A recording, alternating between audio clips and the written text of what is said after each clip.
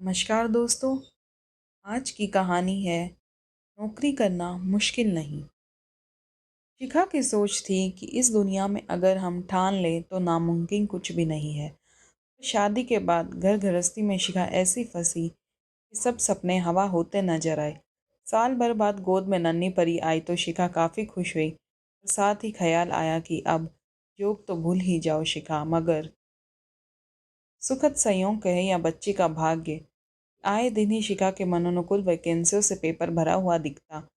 शिखा ने फटाफट दो चार नौकरियों के लिए आवेदन कर डाले, कुछ एक परीक्षाएं भी दे डाली। और अच्छी बात ये हुई कि एक दो जगह से कॉल लेटर भी आ गया। पर शिखा ने गोद में बड़ी बच्ची को देखते हुए जॉब नहीं करने का सोचा। मंत्र आत्मा को स्वीकार नहीं हुआ कि वह नन्ही सी बेटी को छोड़कर ऑफिस जाए। लेकिन संयोग देखिए, 2 साल के बाद भी शिखा को एक सरकारी कंपनी से कॉल लेटर आया, जिसमें उसके 2 साल पहले दिए परीक्षा को पास करने की वजह से एक अच्छे पद पर चयन किया गया था। शिखा और उसके पति अभिनव ही नहीं, पूरा परिवार बहू के सरकारी नौकरी के चयन से बहुत खुश हुआ।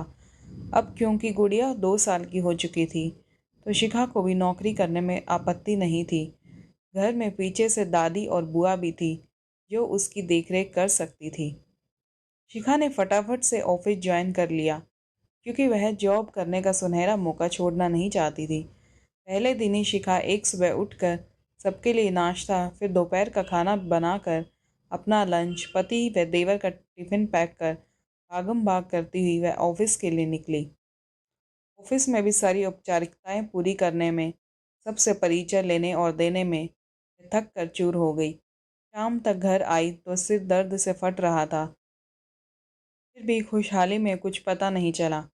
गुड़िया आकर गोद में बैठ गई। थोड़ी देर उसे प्यार कर शिखा कमरे में जाकर फ्रेश हुई और किचन में आकर उसने सबके लिए चाय बनाई और कुछ स्नैक्स निकाले। सासू माँ से सारे दिन का हाल पूछा।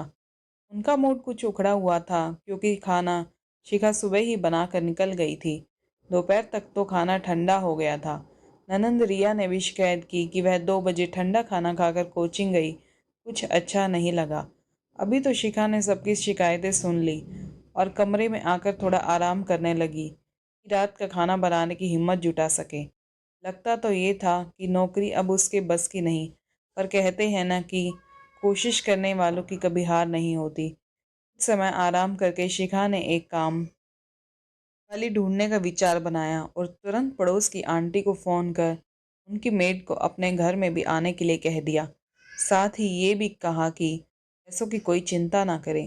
साथ ही शिखा ने घर के सब सदस्यों को कुछ न कुछ काम सौंप दिए और फिर चल पड़ी जिंदगी की गाड़ी, कार्यालय और गृहस्थी के बीच का प्रबंधन। आप सबको नहीं लगता कि एक घरेलू महिला को जब घर के कामकाज में सहायिका चाहिए, तो कामकाजी महिला के लिए तो सहायिका आवश्यक ही है। पर अभी भी बहुत से घरों में सारा काम बहू के ऊपर ही है कि वो ऑफिस जाती है तो भले जाए, मगर घर का सब काम करके जाए और आकर भी रसोई का सारा काम निपटाए। हम जब एक बार गृहस्थी में फंस जाते हैं, सोचते हैं अब नौकरी हमसे नहीं हो पाएगी। अगर करना शुरू करें तो पता चलेगा कि अरे बस शुरू करने की देर थी।